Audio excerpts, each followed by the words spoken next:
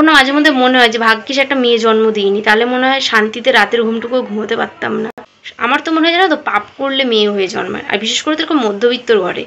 মানে সত্যি মাঝে মধ্যে না, সত্যি আমার এটাই মনে হয়। আজকে বলতে বাধ্য হলাম কথাটা।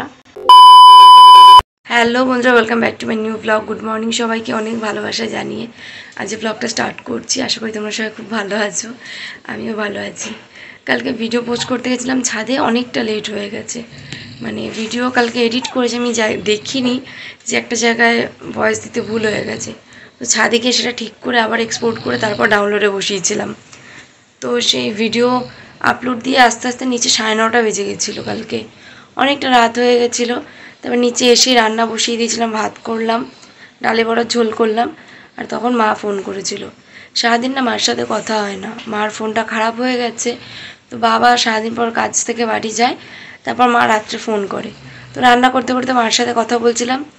এবার ভিডিও ক্লিপ আর নেওয়া হয়নি। তো মার সাথে অনেকক্ষণ কথা বলেছি, প্রায় খাওয়া দাওয়া শেষ তখন। মার সাথে কথা বলে ফোন রেখেছি, তারপর আমার ভাই ফোন করেছে। ভাইয়ের সাথেও সারাদিন কথা হয় না, ভাইয়ের ফোনটা তো খারাপ হয়ে গেছে। ওই যে দাদার সাথে গেছে, ওই দাদার ফোন থেকে রাত্রে ফোন করে। তো ওর সাথে রাত্রে কথা বলছিলাম। তো আর ভিডিও ক্লিপটা নেওয়া হয়নি। তো আজকে ভাবলাম ঘুম থেকে উঠে একদম ভিডিও ক্লিপটা স্টার্ট করি। সচরাচর আমি বাসি বিছানা থেকে ভিডিও স্টার্ট করি না। তো আজকে এই জাস্ট ঘুম থেকে উঠলাম, এখন বাজে 8:30। অ্যালার্ম বেজেছে, ঘুমটা ভেঙেছে, আর তার সাথে এসছে ময়লার গাড়ি।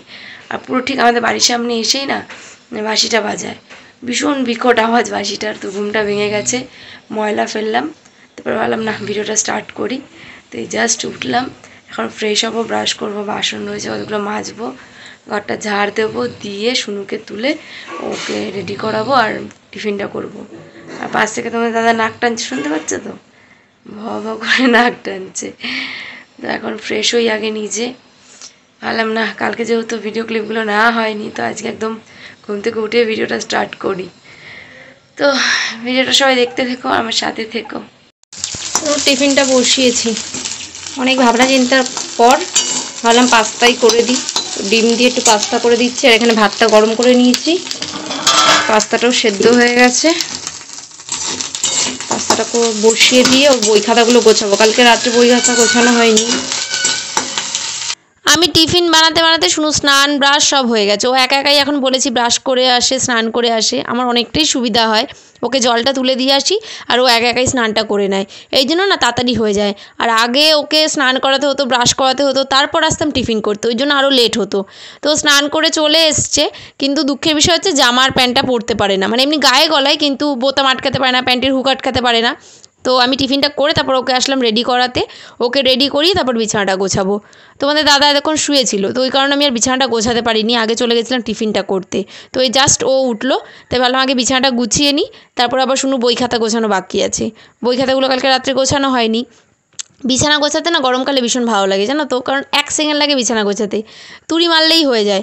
আর শীতকালে ভীষণ বিরক্তিকর লাগে, ওই ব্ল্যাঙ্কেট গোছাও আর খাটের মধ্যে একবারে ঢিবি হয়ে থাকে, আমার ভালো লাগে না। গরমকালে ঝটপট হয়ে যায় বিছানাটা গোছানো, ওই জন্য বেশ ভালো লাগে বিছানা গোছাতে। আর এখানে এখন বসলাম বইগুলো নিয়ে। বই খাতাগুলো কালকে রাত্রে যেহেতু অনেকটা রাত হয়ে গেছিলো মার সাথে কথা বলতে বলতে, ওই জন্য আর কুড়েমি করে গোছাইনি। ওই জন্য এখন বসতে হবে, কিছু করার নেই। সকালবেলা না মানে তাড়াহুড়োর মধ্যে বই খাতা গোছাতে গেলে অনেকটাই সময় চলে যায়, কিন্তু কী আর করা যাবে, করতে তো হবেই, যেহেতু আগের দিন করিনি। আর বই খাতাগুলো মলাটগুলো একই কালারের, একই রকম, তো ওই জন্য আরও বেশি দেরি হয়। খাতাগুলোও একই সেম প্রিন্টের, মানে দেখে দেখে খুঁজে খুঁজে বইটা গোছাতে হয়, ওই জন্য একটু বেশিই সময় লেগে যায়। তো বই খাতা গোছানো কমপ্লিট, এখন শুনুকে খাওয়াবো। আর পাস্তা অনেকটাই করেছিলাম আমাদের 3 জনের মতো, তো তোমাদের দাদাকে পাস্তা দিয়ে দিয়েছিলাম। এখন তো সকালবেলা সেরকম রান্নাবান্না করতে পারি না, একটু লেট হয়ে যায় ঘুম থেকে উঠতে, তো ওই কারণে ভাবলাম একটু বেশি করে পাস্তাটা করি, তাহলে তোমাদের দাদা একটু খেয়ে যেতে পারবে, ওর টিফিনটা হয়ে যাবে। আর তার সাথে আরজা বুড়ি এসেছিলো, আমি বললাম কি দাদাকে ভাত খাওয়াচ্ছি আর দাদার সাথে ভাত না, ও পাস্তাই খাবে, ওর মামা ওকে খাওয়াচ্ছে হবে না, ও একা একা খাবে হাত দিয়ে দিয়ে। আর শুনুকে ভাতের সাথে ওই পাস্তা করছিলাম, তখন একটু আলু ভাজা রেখে দিয়েছিলাম, ওই আলু ভাজা দিয়ে ওকে ভাতটা খাইয়ে দিচ্ছিলাম। আস্তে আস্তে দাঁড়া, মামা বাইক বের করে নি।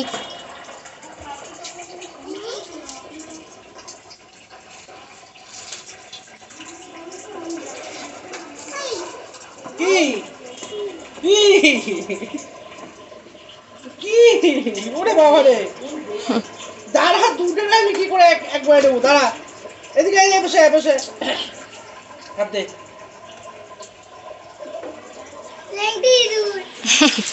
এনে ব্যাগ নে, সব লিখবি, খাতাগুলো সব ঠিক করে রাখবি।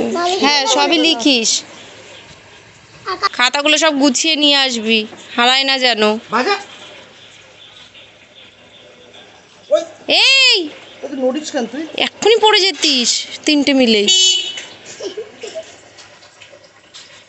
ওটা আবার কেন নিয়েছিস? প্রত্যেকদিন ওটা নিয়ে যাবি স্কুলে, টিফিন পুরো খাবি, জলটা পুরো খেয়ে নিবি। Tata tata. শান্তি। এখন বাজে 11:50।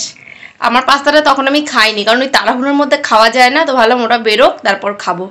তো এই যে পাস্তাটা নিয়ে বসলাম, পাস্তাটা খাই, খেয়ে ভাত বসিয়ে দেবো। সবজিপাতি আজকে ঘরে সেরকম কিছুই নেই, শুধু কটা কাঁকরোল রয়েছে আর একটা পেঁপে রয়েছে আর কটাই বিলাতি আমরা।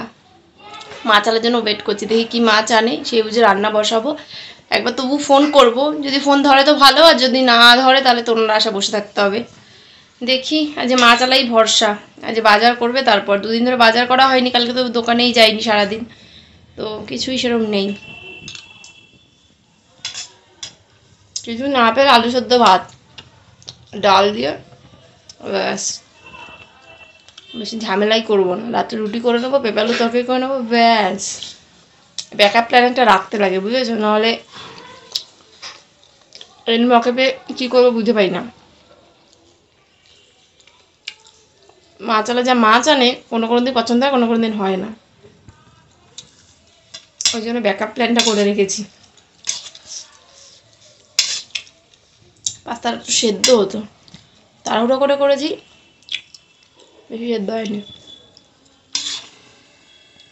বাসন ছিল তো অনেকগুলো, বাসনগুলো মাজতে গিয়ে দেরি হয়ে গেছে। বাসন মাজলাম, ঘর ঝাড় দিলাম, যে ফ্রেশ হলাম, তারপর শুনু স্নান করো। শুনু এখন কি বলতো, ও ঘুম থেকে উঠে একা ব্রাশ করে নেয়, কোলগেটটা শুধু পেস্টটা লাগিয়ে দিতে হয় ব্রাশে, ও একা ব্রাশ করে স্নান করে ঘরে চলে আসে। ওই জন্য আমার এখন খুব সুবিধা হয়, আমি টিফিন করতে করতে না ও রেডি হয়ে যায়। তারপর জামা প্যান্টটা আমি পরিয়ে দিই, বোতামগুলো আটকাতে পারে না, মানে নিচেরগুলো তাও কোনো রকম করে আটকাতে, একদম মেন যে কলারের বোতামটা ওটা আটকাতে পারে না, ওর প্যান্ট আটকাতে পারে না, ওই গায়ে ঢুকিয়ে যায় আমার কাছে, আমি আটকে দিই। এখন খুব সুবিধা হয়েছে, ও একা একা স্নান ব্রাশটা করতে পারে বলে আমার অনেকটা কাজ এগিয়ে যায়, নাহলে ওই টিফিন বানাতে বানাতে আগে ওকে ছুটতে হতো ব্রাশ করাতে, স্নান করাতে, তো এখন এইটুকু করে মানে অনেক এগিয়ে যায়।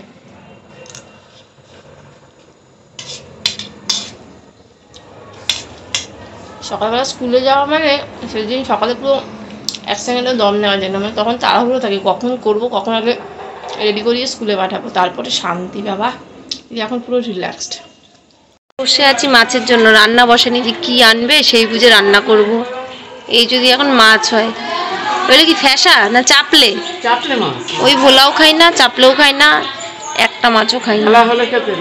দূর ঢেলা মেলা আমি খাই না, ও বাবা খায় তো ওদের জন্য রাখতে পারতাম। ঢেলা ফেলার থেকে এইগুলো খেতে ভালো। দূর, আচ্ছা কালকে দেবো, আজকে খেয়ে পাচ্ছি, তারপর তো কালকে চিন্তা, আজকে না পেলে কালকে কি করব না। মাছরা তো দেখলে কি মাছ আনলো, তো আমি ভেবেছি আর কিছু রান্নাবান্না করবো না এখন। এখন 1টা মতো বাজে, তো এখন কটা বাসন আছে মাজবো, ঘরটা মুছবো, স্নান করব, পুজো দেবো, তারপরে গিয়ে 2:30 নাগাদ একটু আলু সেদ্ধ ভাত বসাবো, ডাল সেদ্ধ বসাবো, যাতে গরম গরম ঘি দিয়ে খেতে পারি। আর কালকে বড়ার ঝোল রয়েছে, ওই দিয়ে খাবো চিন্তা ভাবনা করছি। আর রাত্রে রুটি তরকারি করবো। এখন আর রান্নাবান্না এর জন্য কিছু করিনি, স্নানটা করে নিই, ঘরটা মুছে তারপরে বসাবো, নাহলে সেদ্ধ ভাত তো গরম গরম না খেলে ভালো লাগবে না, ঠান্ডা হয়ে গেলে, ওই জন্য আর করিনি। যখন যাই স্নানটা করি, অনেকক্ষণ বসে আছি, গল্প টল্প করলাম। মানে খুব খারাপ লাগে জানো তো, যে আমাদের সমাজের কি অবস্থা, মানে যে বলতে বাধ্য হলাম কথাটা, হয়তো একটা মেয়ে হয়ে আমার এই কথাটা বলা উচিত, আমার নিজের বিবেকে লাগছে। আরজি করের খবরগুলো দেখছিলাম, নিজেকেই না খুব ছোট মনে হচ্ছে, যে মানুষ, আমরা শুধু নিজেদেরটাই ভেবে যাই, আমাদের মধ্যে কোনো একতা নেই বলে আজকে মানুষের এত ক্ষতি হয়। আজকে আরজি কলেজে মেয়েটার এরকম ঘটনা হয়েছে, তার হয়েছে, 2 দিন পর তো আমার ঘরেও কোনো মেয়ের হতে পারে বা আমার হতে পারে, তাই না? আজকে আমরা যদি তাদের হয়ে প্রোটেস্ট না করি, যখন আমাদের হবে তখন তো কেউ প্রোটেস্ট করবে না। তো আজকে সব জায়গায় রাত 11টার সময় মিছিল ডাকা হয়েছে, আমাদের চৌমাথায় হবে, বারাসাতে হবে, আমাদের সোদপুর তোমার দাদার দোকানে ওখানে হবে। আর মেয়েটার বাড়ি হচ্ছে তোমাদের দাদার দোকানেরই পাশে একদম, দাদার দোকান থেকে হয়তো 5 মিনিট হাঁটা পথ, বেশিক্ষণ লাগে না মেয়েটার বাড়ি। তোমার দাদার ওখান থেকে মেয়েটার বডিটা নিয়ে গেছিলো, তোমার দাদা ওটা দেখেছে। মানে কি বলবো, নিজের কাছে এত খারাপ লাগছে না, মানে এখনও মাঝে মধ্যে মনে হয় যে ভাগ্যিস একটা মেয়ে জন্ম দিইনি, তাহলে মনে হয় শান্তিতে রাতের ঘুমটুকুও ঘুমোতে পারতাম না। ছেলেরাও কোনোভাবে সিকিওর নয়, বাট তাহলেও মেয়েরা একটু বেশি ইনসিকিওর আমাদের মতো সমাজে। এত খারাপ লাগে না মাঝে মধ্যে, মনে হয় যে কেন শুধু মেয়েরাই কেন, আমি এটাই বুঝি না। যে আজকে একটা মেয়ে কোনোভাবে সেফ নেই। আজকে যদি একটা মেয়ের রেপ হয়, সবসময় মেয়েটারই দোষ হয়। কেন মেয়েটার ওরম জামা পড়েছে, কেন মেয়েটা ওখানে গেছে, মেয়েটা কেন এর সাথে মিশেছে, ওর সাথে মিশেছে, যে করেছে তার কথা একবারে কেউ বিচার করে না, মেয়েটার দোষ খুঁজে বের করে। সব কিছুতে মেয়ে, আজকে বলো না, আজকে সমাজে যেমন মেয়েদের দোষ, আজকে মেয়েদের বাড়িতেও সব মেয়েদের দোষ। আজকে আমি একজন ওয়াইফ, আমি একজন বাড়ির বৌমা, আমি একজন মা। একটা মামার ছেলে যদি ধরো কোনো কিছু খারাপ কাজ করলো, তখন দোষ কার? মার জন্য। কিন্তু মা যে 365টা দিন অক্লান্ত পরিশ্রম দিয়ে একটা বাচ্চাকে গড়ে তুলছে, সেটা কিন্তু কেউ দেখে না। কিন্তু যখন বাচ্চারা কোনো দোষ করে, তখন মারটা সবার আগে মার দিকে আঙুল ওঠে, যে মার জন্য, যে মার শিক্ষা খারাপ সেই জন্য। বাবার দিকে কিন্তু কেউ আগুন তোলে না, খুব কম বাবার দিকে আঙুল তোলে। সবাই বলে বাবা আবার সারাদিন বাড়ি থাকে না, বাবা কি জানে, মা। সব দোষ মার।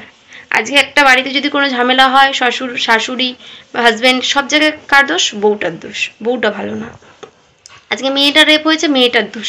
কেন মেয়েটা এত রাত্রে ঘুরে বেড়াচ্ছিল? মানে সব জায়গায় আলটিমেটলি মেয়েটাই দোষী। আমার তো মনে হয় জানো তো, পাপ করলে মেয়ে হয়ে জন্মায়, আর বিশেষ করে তো এরকম মধ্যবিত্তর ঘরে। মানে সত্যি মাঝে মধ্যে না, সত্যি আমার এটাই মনে হয়। আজকে বলতে বাধ্য হলাম কথাটা, আমি যখন রেগে যাই এই কথাটা আমার সত্যি খুব মনে হয়, যে হয়তো পাপ করলেই আমাদের মতো মধ্যবিত্তর ঘরে মেয়ে হয়ে মানুষ জন্মায়। মানে সত্যি, মানে এর মতো নিচু কাজ দুনিয়াতে আর কিচ্ছু হয় না। এর থেকে পশুরা অনেক ভালো গো। পশুরা অন্তত এরকম নিজেদের ক্ষতি নিজেরা করে না, মানুষ যতটা করে। মানুষের মতো পিচার দুনিয়াতে কোনো প্রাণী নেই, কোনো প্রাণী না। এত নিচুর থেকে নিচু জাতি, একদম জঘন্য। মেয়েটা কতটা কষ্ট পেয়ে মারা গেছে একবার ভাবো তো। এই জিনিসটা নিজের সাথে হলে তখন মানে সে বুঝতো যে কি হয়েছে।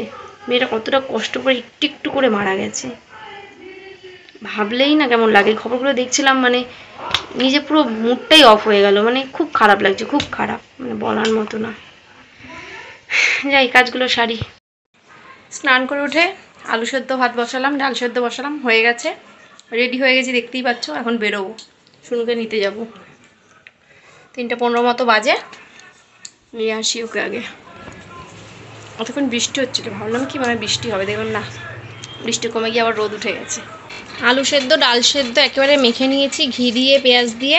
আর আমার জন্য এই যে কাঁচা লঙ্কা নিয়েছি, শুনু তো খেতে পারবে না লঙ্কা দিয়ে মাখলে, ওই জন্য আমার জন্য গোটাই নিলাম, কামড়ে কামড়ে খাবো। আর ওই যে বড়ার ঝোলটা গরম করেছি। বস বস তাড়াতাড়ি বস, ওই পাশে বস, এখানে উল্টো হয়ে যাবে। গরম গরম খেয়ে নিই এখন। রেডি হয়ে চলে এসেছি রাস্তায়। আজকে চারিদিকে মাইক বাজছে, কালকে যেহেতু 15ই আগস্ট, তো সেই কারণে আশেপাশে সব জায়গায় জোরে জোরে গান বাজছে। কথা বললেও শোনা যাচ্ছে না, কারণ ভীষণ জোরে জোরে আওয়াজ হচ্ছে।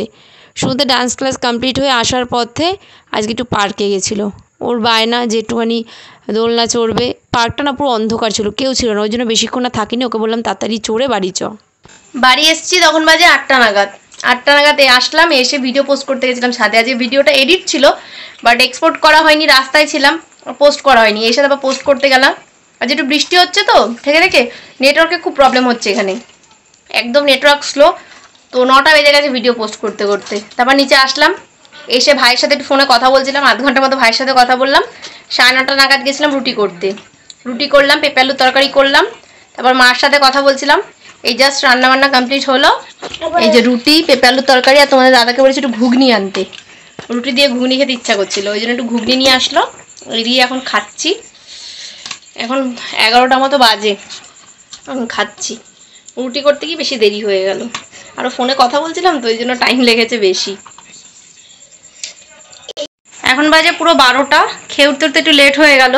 তো রেডি হয়ে গেছি দেখতে পাচ্ছ। এখন আমি আর তোমাদের দাদা বেরোচ্ছি। আমাদের এখানে জমায়েত হচ্ছে, আশা করি সবাই তোমরা জানো যে আরজিকর কাণ্ডের জন্য সব জায়গায় আজকে 14ই আগস্ট রাত্রিবেলা 12:15টার সময় মানে একটা মিছিল আয়োজন করেছে। তো আমাদের এখানেও সেটা হচ্ছে চৌমাথাতে। তোমাদের দাদার আমি এখন বেরোচ্ছি। একজন ভারতীয় নাগরিক হিসেবে, সব থেকে বড় কথা একটা মেয়ে হিসেবে, আমার সকাল থেকে প্রচণ্ড ইচ্ছা ছিল সত্যি কথা বলতে যে আমি যাব, কিন্তু যেহেতু রাত 12টার সময় সাহসটা পাচ্ছিলাম না। তো তোমাদের দাদাকে বললাম, তোমাদের দাদা রাজি হলো যাওয়ার জন্য, ওই কারণেই যাচ্ছি। নাহলে মন প্রাণ থেকে আমার সত্যি খুব যাওয়ার ইচ্ছা ছিল, যে অন্তত কিছু তো করতে পারবো না, জাস্টিসটা না পাক অন্তত একটা প্রতিবাদ তো করতে পারবো, এটাই অনেক। তো এখন বেরোচ্ছি, অনেকটা লেট হয়ে গেছে। শুনু ওর ঠামার ঘরে শুতে যাবে, আর এই যে বায়না জুড়েছে আমি যাবো যাবো করে। তো আজ ভিডিওটা এখানেই শেষ করছি, অনেকটা লেট হয়ে গেছে। দেখাবে নতুন একটা ব্লগের সাথে। Tata, good night.